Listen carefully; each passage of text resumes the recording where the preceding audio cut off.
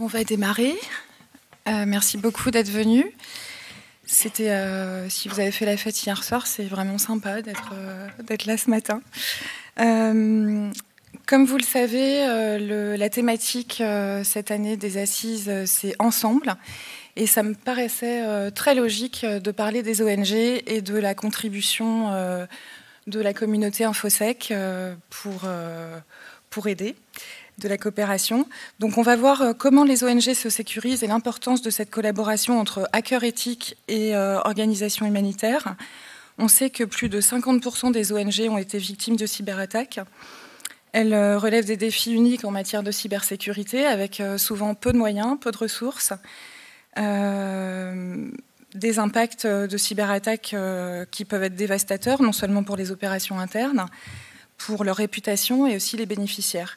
Donc on va voir ensemble pourquoi la collaboration entre hackers éthiques et humanitaires s'impose, comment l'engagement de la communauté InfoSec peut non seulement protéger les ONG, mais aussi créer des opportunités pour les équipes de RSSI notamment, renforcer leurs compétences tout en participant à une cause solidaire.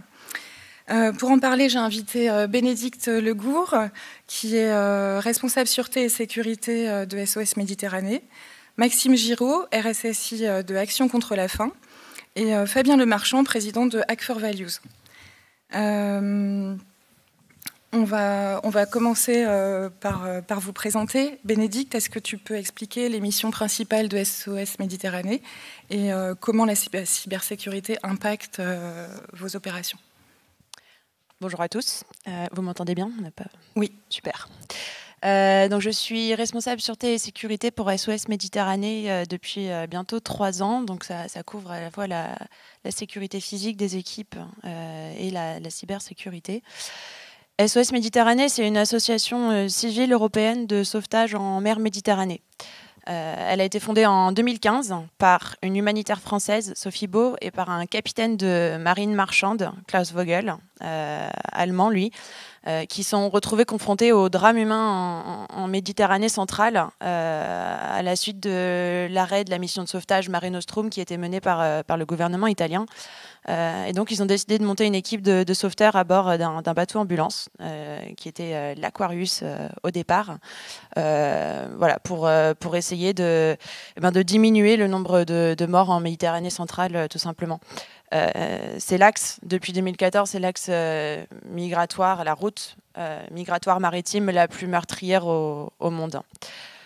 Donc à bord de notre navire en début de l'Aquarius et puis maintenant l'Ocean Viking, depuis notre première opération de sauvetage en 2016, nos équipes ont sauvé plus de 40 000 personnes, voilà, grâce à toutes les équipes engagées. On a en fait 3 piliers dans notre mission.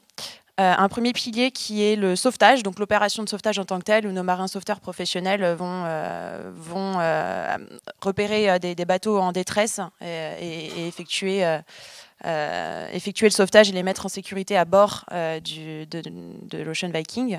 On a ensuite une mission de protection à bord, des équipes qui vont s'occuper d'apporter des soins médicaux, des soins psychologiques, en appui avec la Croix-Rouge qui est notre partenaire et qui est présent à bord aussi pour cette mission de protection. On a une troisième mission qui est la mission de témoignage. Donc, partager la parole des personnes rescapées, des hommes, des femmes et des enfants rescapés, témoigner de ce qui se passe sur cette route migratoire très mortelle, de la situation aussi en Libye d'où partent beaucoup de ces personnes rescapées. Et cette troisième mission, elle est aussi portée par beaucoup de bénévoles. On a 700 bénévoles en France répartis un peu partout sur le territoire qui portent aussi cette mission de témoignage. La cybersécurité chez nous, c'est tout simplement la protection de toutes les données opérationnelles qui nous permettent de faire fonctionner le bateau. C'est beaucoup de logistique, c'est des rapports avec les autorités maritimes qui coordonnent ces sauvetages et à qui on s'adresse tout au long de nos opérations de sauvetage. C'est la protection des données de nos donateurs. Je pense que Maxime en touchera un petit mot aussi.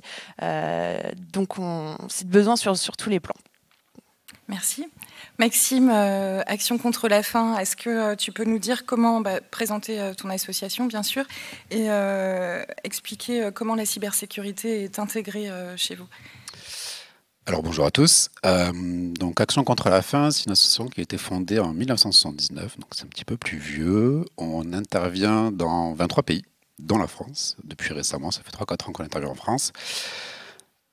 Alors, il y a plusieurs domaines d'expertise pour Action contre la faim, donc c'est pas que la faim. Action contre la faim, c'est donc la santé, la sécurité alimentaire, c'est l'hygiène, l'eau, l'assainissement, la santé mentale, tout ça lié en fonction des contextes dans lesquels on intervient, donc ils peuvent être liés à des conflits armés, des déplacements liés à des réchauffements climatiques, à tout un tas de contextes. Donc en fonction des domaines d'expertise, on va adapter les différentes réponses à ces contextes.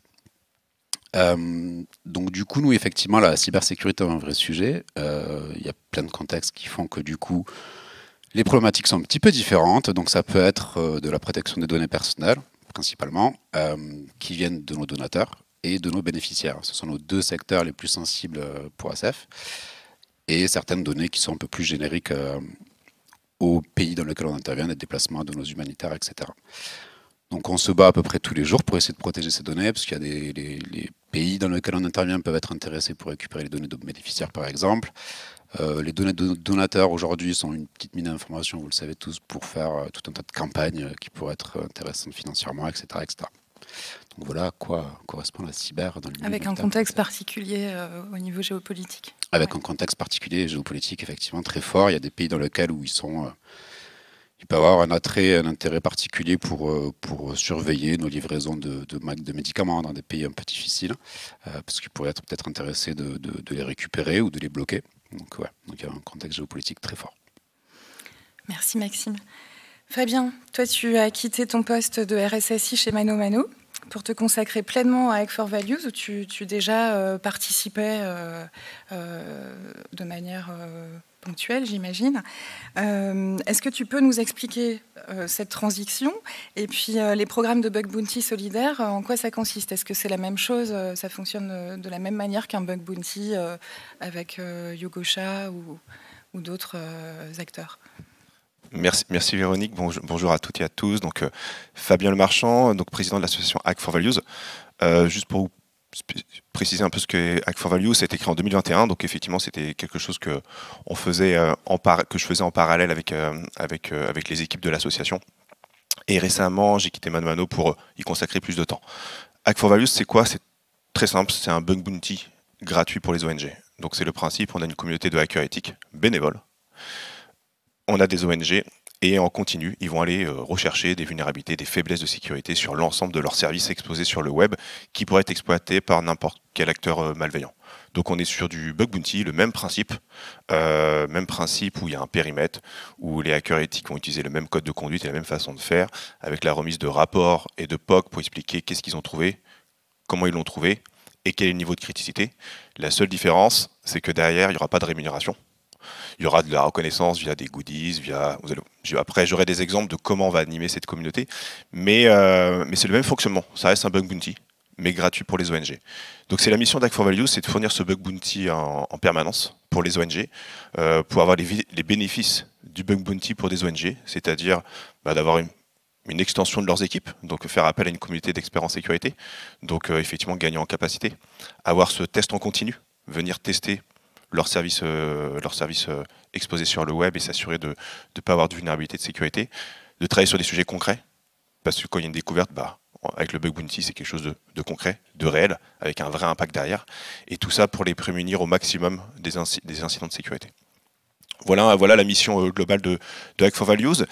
Et la transition s'est bien passée, Véronique. Ça a été la transition de quitter Mano Mano. Mais comment tu vis?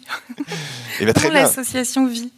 Donc, non, effectivement, ça faisait 5 ans que j'étais chez Mano Mano et j'avais envie de consacrer plus de temps à cette association parce que depuis 2021, c'est un projet passionnant et qui fonctionne très bien. Et aujourd'hui, Hack4Values, en quelques chiffres, on protège à peu près une vingtaine d'ONG de toute taille. Ce qui est important, c'est pas la taille de l'ONG, ce sont la criticité, les services digitalisés à protéger, l'impact que ça peut procurer sur l'action et sur l'impact de l'association. Donc on peut protéger des grosses ONG comme Action contre la faim, des plus petites comme SOS Méditerranée, et encore même des plus petites que ça. Donc il n'y a pas de critères là-dessus, on protège toutes les ONG où il y a vraiment un intérêt, il y a un impact numérique. Donc c'est une cinquantaine de hackers éthiques bénévoles, une vingtaine d'ONG. Le bureau de l'association, on a aujourd'hui 6-7 personnes. Et l'objectif, effectivement, c'est de structurer l'association pour continuer à onboarder de plus en plus d'ONG. Et donc pour ça, effectivement, c'est structurer des équipes internes, augmenter la communauté de hackers éthiques et tout le travail permanent et journalier pour s'assurer que l'activité est là, que ça se passe bien et d'accompagner les ONG. Et donc c'est ma mission aujourd'hui, voilà, d'y consacrer plus de temps avec effectivement un grand défi comme toute association, le financement. Donc comment aller lever de l'argent, aller chercher du financement pour structurer l'organisation, pour qu'elle soit pérenne et durable, augmenter son extension. On commence à travailler aussi avec des ONG en Europe. Donc l'idée c'est que ça soit une organisation à l'échelle européenne pour aider les ONG. Et il y a aussi une deuxième activité qui me prend aussi beaucoup de temps, mais qui nous tient à cœur chez Hack4Values, c'est un plaidoyer. On a un gros travail de plaidoyer envers le gouvernement, le travail avec les parlementaires et les institutions publiques. Ce plaidoyer, c'est la défense des hackers éthiques, la défense du statut des hackers éthiques en France. Comment faire en sorte pour mieux les protéger légalement. Il faut savoir qu'aujourd'hui, c'est une pratique qui est assez floue. Ils ne sont pas protégés comme ils devraient l'être. Et c'est comment renforcer la législation pour les protéger. En les protégeant, démocratiser la pratique et en faire un vrai levier cyber pour le grand défi cyber en France. Et c'est aussi une des missions de Hack4Values d'évangéliser et de protéger le hacker éthique pour en faire une vraie dynamique et l'utiliser dans l'ensemble des challenges cyber des organisations. Oui, important la protection des hackers, oui. Effectivement. Bénédicte et Maxime, avant de collaborer avec Hack4Values, c'était quoi l'état de la cybersécurité? Comment on découvrait les failles chez vous? Qu'est-ce que ça a changé? Alors nous, avant Hack4Values, déjà, ce point-là n'était pas suivi. En réalité, la partie web et le développement web et la surveillance des vulnérabilités des sites web, c'était quelque chose qu'on ne suivait pas, clairement. On sait tous que le périmètre de la cyber est très large. Les équipes de sécurité dans le milieu humanitaire sont inexistantes. Donc il y a une RSSI, en général on se base sur les équipements de production. Donc la partie site n'était pas surveillée aujourd'hui. Nous on se concentrait uniquement sur les process, la sensibilisation des personnes qui travaillaient sur le terrain. Et c'était un pan de la sécurité qu'aujourd'hui on ne traitait pas. Et qui a permis à ce que Hack4Values, du coup, nous ouvre les portes en fait, de ce pan-là et qui nous a fait améliorer, du coup, de manière gratuite, du coup, cette partie-là. Effectivement, budgétairement parlant, on n'aurait jamais mis 2 centimes aujourd'hui dans ce domaine-là. Sachant que l'argent qu'on dépense au maximum est pour les bénéficiaires. Donc, du coup, c'était quelque chose qu'on n'aurait pas fait. Et pour toi, Bénédicte? Un petit peu pareil, hein. En pire encore peut-être, parce qu'on est, comme l'a dit Fabien tout à l'heure, on est une petite ONG, on est relativement récent, donc on est encore en cours de structuration et le maximum de nos fonds va effectivement vers les opérations. Donc la cybersécurité chez nous, on allait à l'essentiel et la protection, alors nous notamment c'est nos sites internet vitrines qui sont protégés par Hack4Values, enfin que Hack4Values nous aide à protéger. Qui sont essentiels pour la mission de témoignage, comme je disais tout à l'heure, et aussi pour aller chercher du don, puisqu'on fonctionne essentiellement grâce à des dons privés. Donc, même si on l'avait en tête, on n'avait pas forcément les moyens de le faire, et c'était pas du tout la préoccupation principale. Donc, en fait, le fait de découvrir Hack4Values, ça nous a permis, nous, de renforcer gratuitement et à moindre effort, parce qu'on n'aurait pas pu le fournir par ailleurs, cet aspect-là de la cybersécurité. Alors, et concrètement, lorsqu'on découvre des failles, le travail n'est pas terminé. Donc, comment ça se passe quand on a peu de moyens en interne pour la correction, pour appliquer les correctifs? Alors nous, c'était un peu un chamboulement en interne. On est parti sur un scope large au niveau du programme de Bug Bounty. On a mis notre wildcard en fait du domaine action contre la faim, donc ça représente beaucoup de sites. Alors beaucoup de landing pages, de petits sites, mais c'est beaucoup de sites. Donc on a eu une petite vague de rapports quand même qui sont tombés sur les premiers mois. Donc du coup l'organisation était un peu compliquée au début. Donc il a fallu qu'on se mette en ordre de marche parce que c'est bien beau d'avoir des rapports, donc il faut les corriger. Et vu qu'on n'a pas d'équipe sécu qui sont dédiées à ça, du coup il faut intégrer ça dans le plan d'action des différentes équipes de production. Donc ça a un peu tremblé un peu au début, et puis au fur et à mesure, on est rentré dans un process d'organisation, de de fixes, de patch. Ça a mis un peu la pression sur les prestataires aussi qui développent les sites, parce que du coup, ils ont compris qu'on faisait partie d'un programme de bug bounty, donc on était en mesure de contrôler concrètement et directement leur qualité de travail. Donc voilà, donc ça a un peu chamboulé les choses, mais au final, maintenant, ça tourne et ça rend. Quand on a préparé, tu me disais que tu avais modifié tes contrats, du coup, avec les prestataires. C'est ça, exactement. Il y a un argument qui est assez intéressant aussi quand on est en phase d'appel d'offres ou en phase de contractualisation, c'est qu'on intègre en fait la notion de... On avertit, en tout cas le prestataire, quand on fait partie d'un programme de bug bounty. Donc du coup, on va voir comment ça rentre dans la question de support, de TMA, etc., etc. Donc ça rentre pleinement dans le cursus de développement des sites Internet. Côté SOS Méditerranée, on a encore très peu de capacité en interne. Je pense que vous l'aurez bien compris. Du coup, les rapports sont directement envoyés à nos prestataires. Et on a besoin de renforcer pour le coup ce côté suivi avec ces prestataires. C'est difficile lorsqu'il n'y a pas de capacité en interne pour faire le suivi auprès des prestataires sur le correctif des bugs, en tout cas sur le long terme. Donc ça vient. Ça, tranquillement mais sûrement, on passe d'une phase où on traite à l'instant T à une phase où on va traiter au fur et à mesure tous ces rapports voilà, pour renforcer les sites sur le long terme et pas ponctuellement sur les moments des opérations de bug bounty. Alors, quels sont les principaux vecteurs d'attaque, peut-être globalement pour les ONG et puis pour chacun, peut-être que c'est différent en fonction de vos contextes et les menaces qui vous sont propres?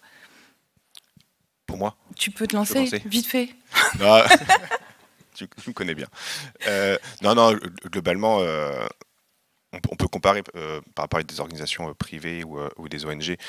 Les ONG font face à la même croissance exponentielle des cybermenaces. C'est lié parce qu'effectivement, l'ensemble des services utilisés sont de plus en plus digitalisés aussi dans les ONG, que ce soit autant sur leur présence sur le web pour aller collecter des dons que toute la partie coordination de la mission opérationnelle sur le terrain, qui est totalement digitalisée et donc effectivement avec des enjeux cyber.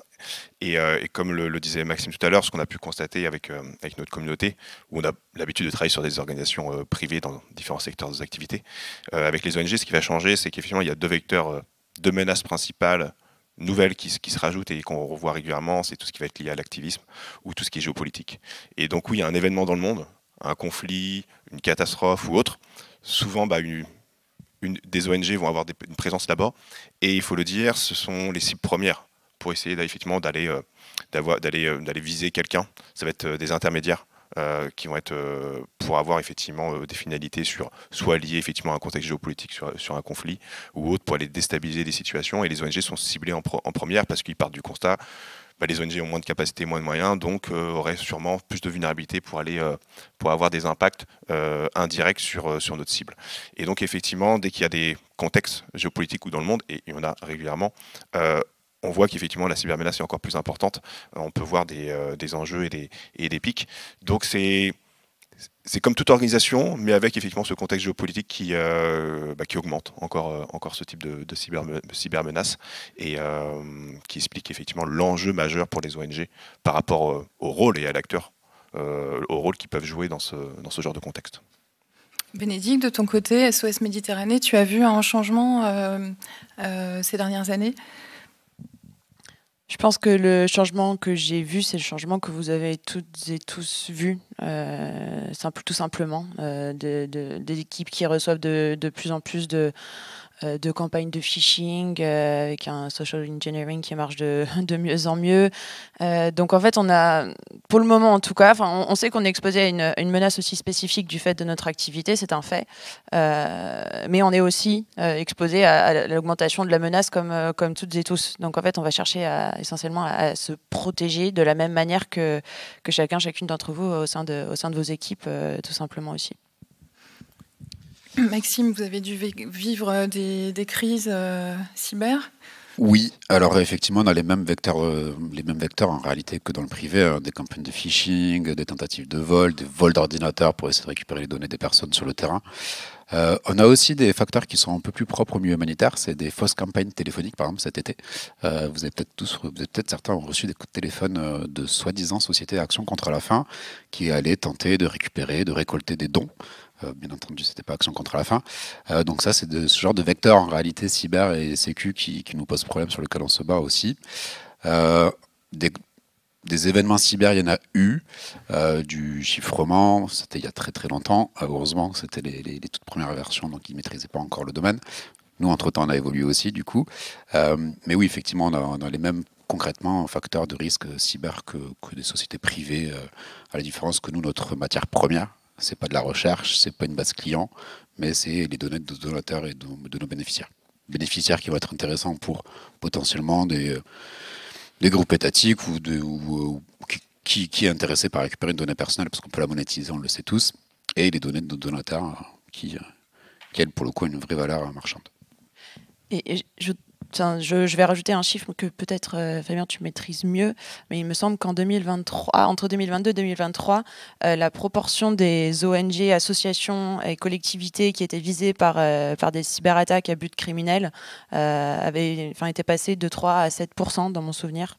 C'est un peu flou, mais parmi toutes les cibles. Donc on devient aussi une cible comme les autres. En fait, là où peut-être avant on était un peu moins identifié comme cible intéressante. Ce qui, voilà, du coup, nous force aussi, nous, à nous adapter rapidement. Et, non, effectivement, aujourd'hui, dans les chiffres, plus de 50% des ONG se disent avoir déjà subi une cyberattaque. Et effectivement, de plus en plus aujourd'hui, même réalisent que ils peuvent fermer ou faire, on va dire, entre guillemets, faire faillite lors d'une cyberattaque. Et je voulais revenir sur les menaces et l'impact. L'impact est assez impressionnant pour les ONG où, vous savez, quand vous cassez un peu la confiance avec un donateur, parce qu'il y a eu une perte de données, un vol de données, quand vous perdez la confiance avec un donateur, c'est irréversible, il ne revient pas. Et donc, effectivement, c'est des gros enjeux après de financement pour les ONG et donc, effectivement, d'action et d'impact sur la partie terrain. Et pareil, du vol de données, comme disait Maxime, du vol de données opérationnel, ça remet en cause la distribution de vaccins, la distribution de repas ou autre, et donc avec un impact sur le terrain qui est visible et qui peut être très important. Donc, et souvent, c'est assez irréversible pour des ONG. Donc, c'est compliqué de... Des fois, ils n'ont pas. Alors, le risque zéro n'existe pas, mais des fois, ils n'ont pas le droit à l'erreur parce que ils ont un enjeu, ils ont une cyberattaque sur leur donateur ou sur le terrain. L'impact est immédiat avec une réversibilité qui est compliquée. Justement, est-ce que là aujourd'hui on est aux assises, il y a très peu d'ONG présentes. Est-ce que les entreprises peuvent s'inscrire dans des programmes comme Hack for Values? Est-ce qu'elles peuvent contribuer à cet effort?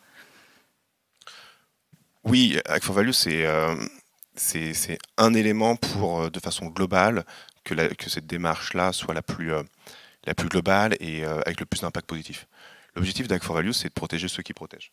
On a un seul objectif, c'est comment s'assurer que le financement, les efforts, la capacité de ces ONG-là soient concentrés sur les actions sur le terrain pour soutenir et défendre leur cause que résoudre les problèmes d'incidents de sécurité.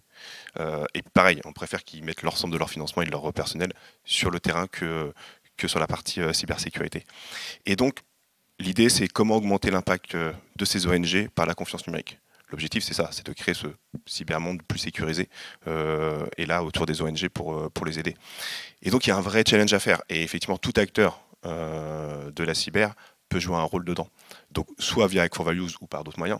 Mais effectivement, on essaie de créer cette dynamique, de créer ces éléments-là de comment, avec mon expertise, je peux avoir un impact positif. Et ce qui est génial avec Hack for Values et ce qui nous passionne aujourd'hui, et c'est pourquoi on va y consacrer encore plus de temps et que ça continue, c'est que on a cette chance-là, et que ce soit les hackers éthiques ou les gens de l'association, pour une fois, sur notre expertise de cyber, de mettre du sens et d'avoir un impact positif, direct, comme je le disais.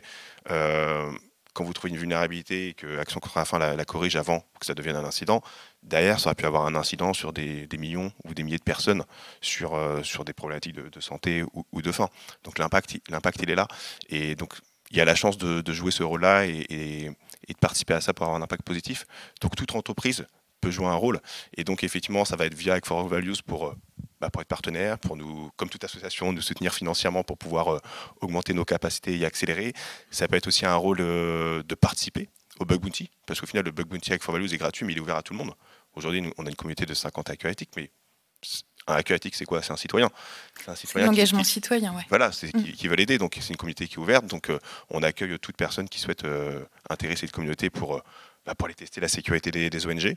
Et puis après, c'est toute la partie démocratisation du hacking éthique. Et on a tous un rôle à jouer et les gens peuvent venir nous rejoindre pour jouer aussi ce rôle-là et apporter ce changement d'impact positif pour la cyber. Et les entreprises, en participant, on en parlait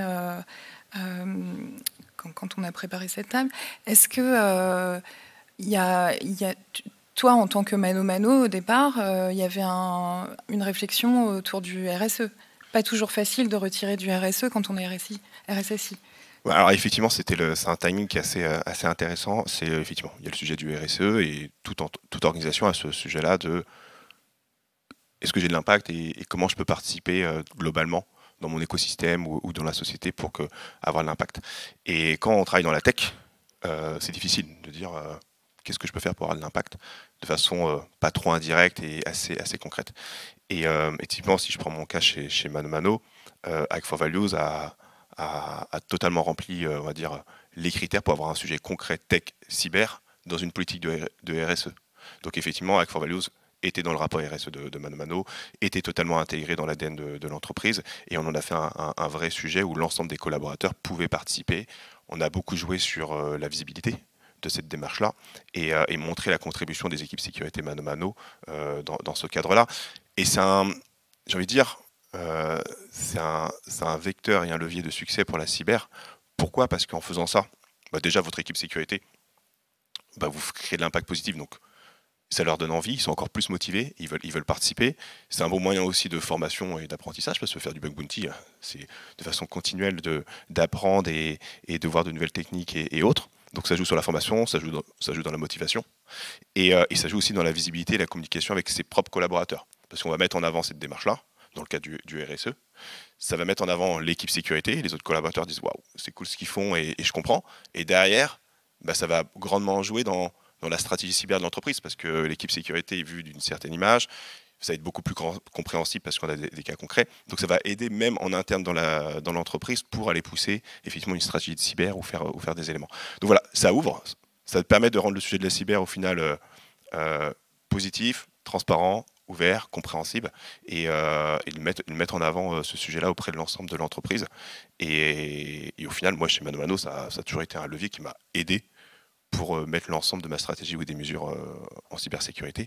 Et je peux vous dire, quand un collaborateur sait que votre équipe sécurité fait du bug bounty solidaire pour les ONG, vous allez voir un développeur ou un métier pour aller corriger quelque chose ou mettre une mesure de sécurité, il ne vous accueille pas de la même manière. Il y a une envie supplémentaire de le faire parce que ils rattachent tout ça ensemble et ça raconte une histoire et ça crée de la motivation globale et puis une fierté au final. Une fierté, donc les gens ont envie de participer à ce challenge-là. Donc c'est un levier positif. C'est un levier qui a du sens, et au final, ça aide énormément le RSSI pour aller déployer ces éléments-là.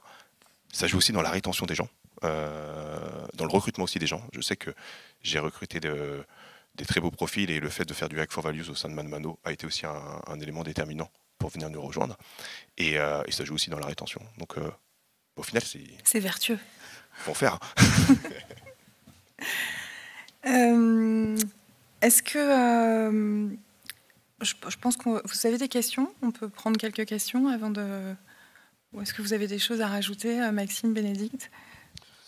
Non, peut-être sur effectivement ce qu'a monté Hack4Value pour aider les ONG. Aujourd'hui, il y a quand même des entreprises qui le font pas sous ce format-là gratuite, qui le font sous le format de mécénat, et qui quand même apportent aussi un gros avantage, un gros intérêt pour le milieu humanitaire quand même. Alors, pour le coup, c'est une gratuité toute relative, mais ça apporte aussi, et ça aide beaucoup les entreprises, les ONG, à nous supporter sur des compétences qui n'existent pas dans le milieu humanitaire.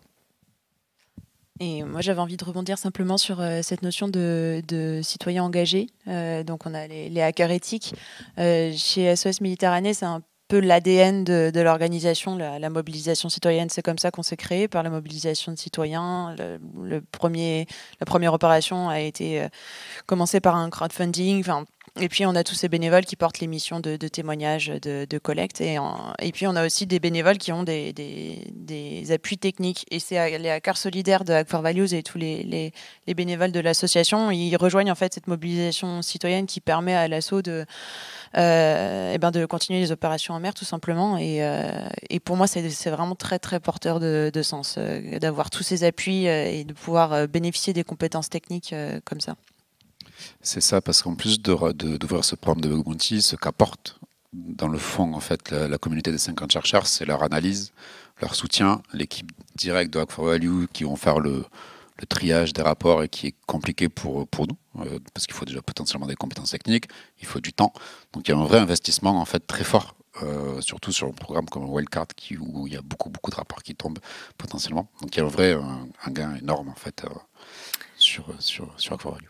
Cette année, il y avait un bug bounty ouvert à Bercy.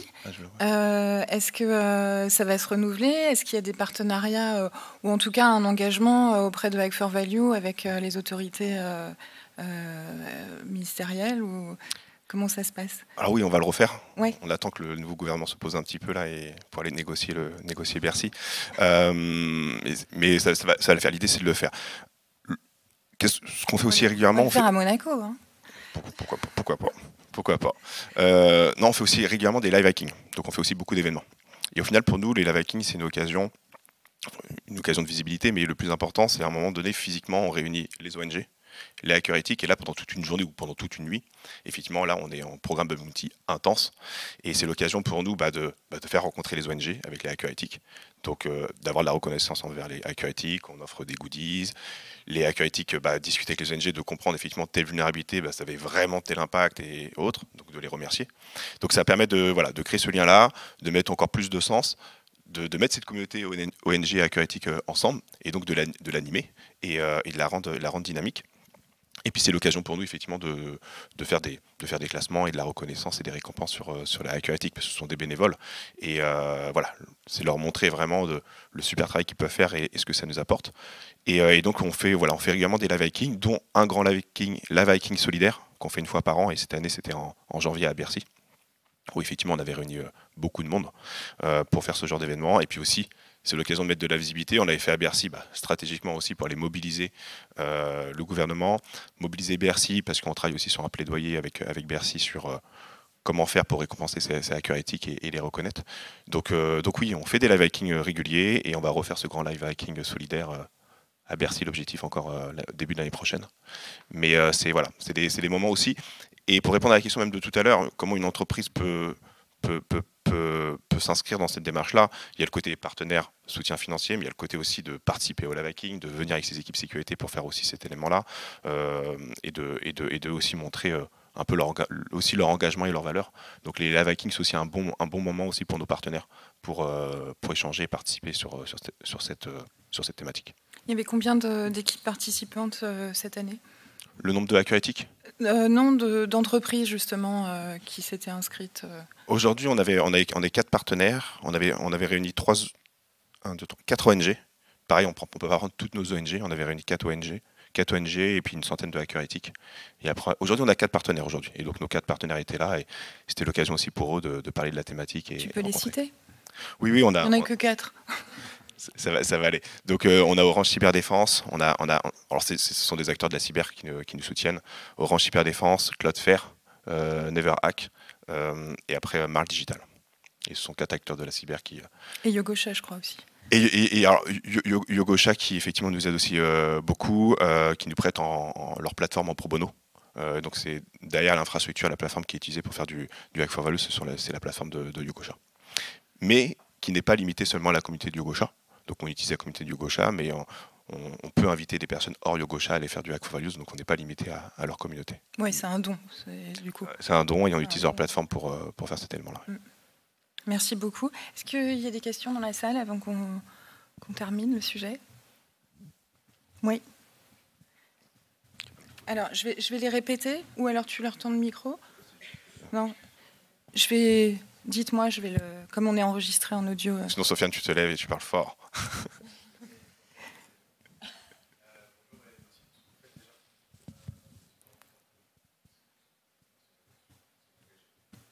Je vais vous donner un micro.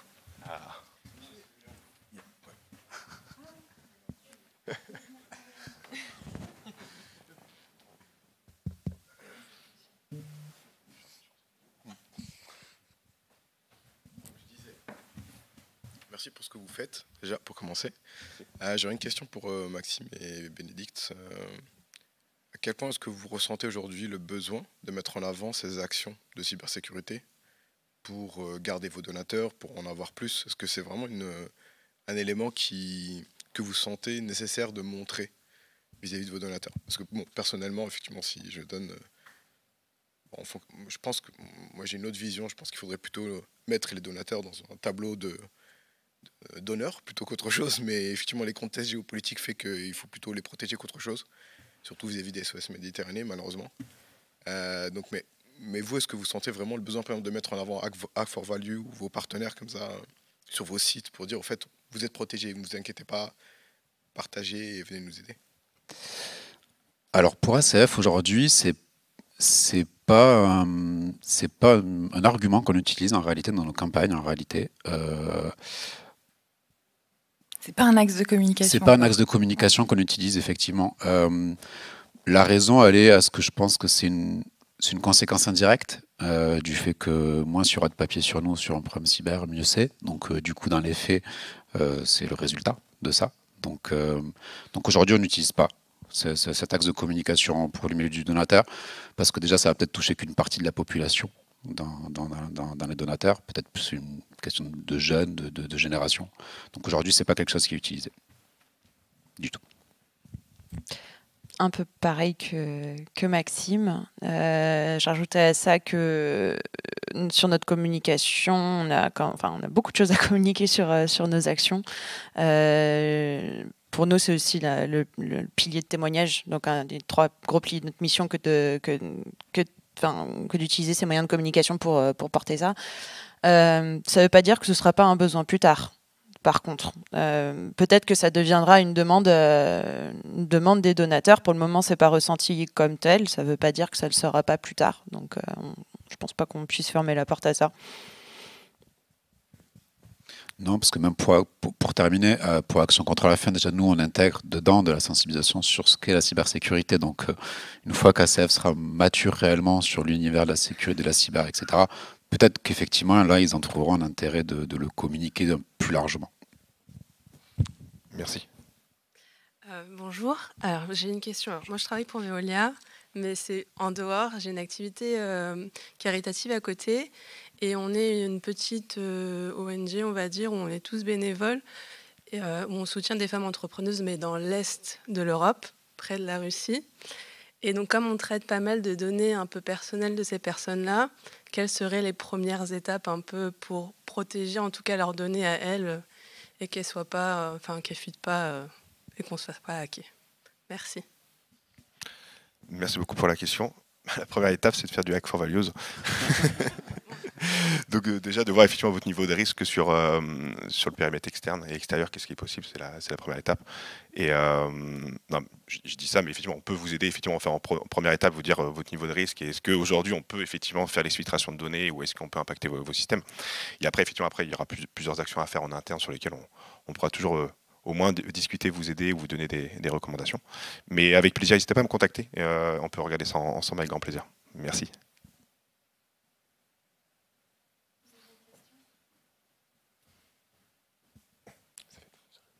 Bonjour, oui, merci pour la présentation et pour ce que vous faites, c'est très inspirant. Je vois qu'on a commencé avec Act4Value, donc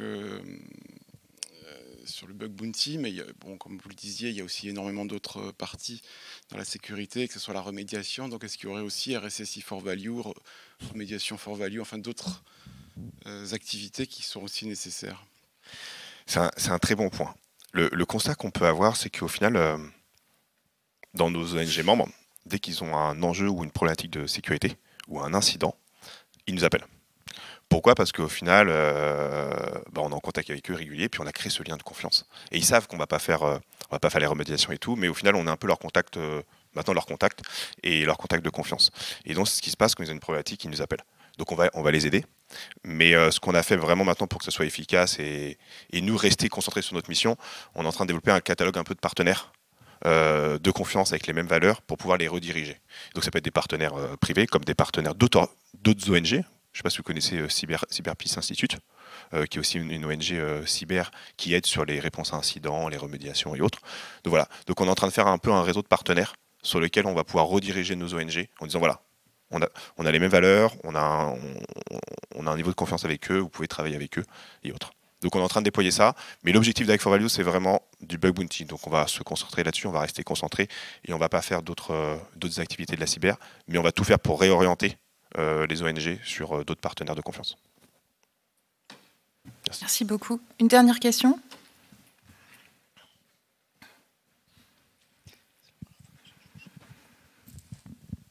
Donc tout d'abord, merci encore une fois pour cette présentation. Ma question, c'est pour vous, Fabien, par rapport, comme on sait pour ACF qui publie tous les ans des rapports de manière transparente sur l'état financier, sur toutes les actions qu'ils ont menées dans tous les pays, etc.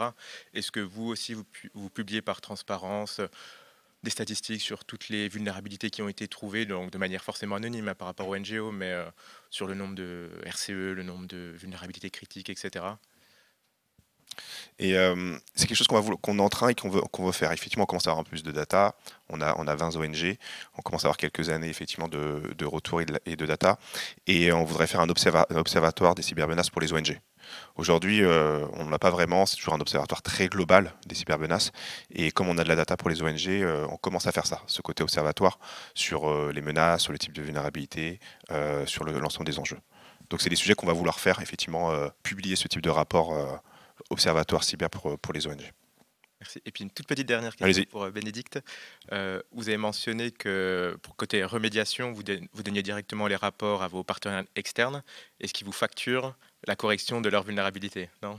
Ok, tant mieux. Merci. Non, ils sont contents, ils ont un bug bounty gratuit. On les aide en fait dans leur mission. Ouais, c'est ça, ça fait monter en compétence vos prestataires en plus. Oui, également. Et puis simplement s'assurer que la prestation est la meilleure qualité possible. C'est du donnant, enfin du tout bénef. Et la chaîne est vertueuse parce qu'au final, les ONG d'ailleurs utilisent souvent des solutions, des partenaires qui sont eux-mêmes des associations. Par exemple, pour les bandes de collecte de dons, pour des sujets. Donc au final, derrière, il y a aussi des associations qui fournissent des services IT. Et donc au final, indirectement, on protège l'ONG direct, on protège le partenaire qui est derrière, qui est aussi une association. Donc il y a une chaîne sur lesquelles on peut avoir un impact encore plus loin. Donc on peut aussi aider d'autres associations qui fournissent des services IT aux ONG. Comme je parle de Hello Asso aussi, qui a la partie collecte de dons, ils sont dans nos programmes. Hello Asso n'est pas inscrit avec Hack4Values, mais les ONG qui travaillent avec Hello Asso, on met dans le programme de Bug Bounty le bandeau de collecte de dons d'Hello Asso pour aussi indirectement les aider. Après, c'est des éléments sur lesquels on est aussi très vigilant par rapport à quel prestataire qui est derrière, parce qu'effectivement, on fait du Bug Bounty sur eux. Merci à tous. On est obligé de fermer. Il y a une autre table ronde qui suit. Merci beaucoup. Merci beaucoup. Merci.